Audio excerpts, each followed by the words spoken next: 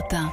13 semaines de mobilisation, 72 600 personnes au chômage partiel, 5 000 entreprises touchées, surtout des PME. C'est l'impact du mouvement des Gilets jaunes sur l'économie selon les chiffres du gouvernement. Des mesures d'aide existent depuis le mois de novembre, mais ce n'est pas toujours facile de s'y retrouver face aux différentes administrations. L'association des commerçants de Bordeaux a organisé une demi-journée d'accompagnement. Tous les interlocuteurs étaient rassemblés au même endroit. Notre correspondant dans le sud-ouest était là. Reportage Stéphane Platt.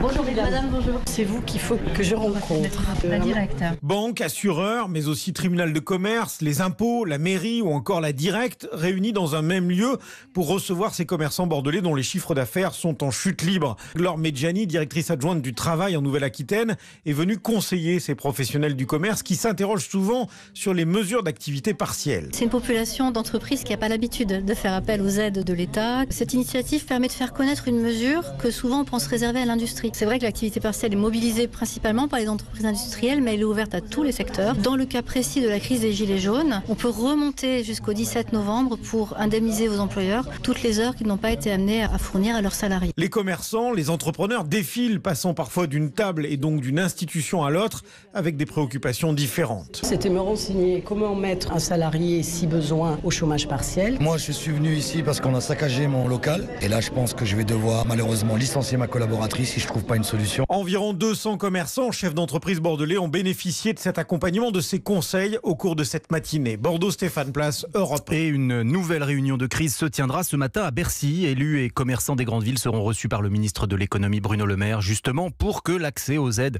mises en place soit facilité. L'enveloppe globale débloquée par le gouvernement s'élève à 38 millions d'euros.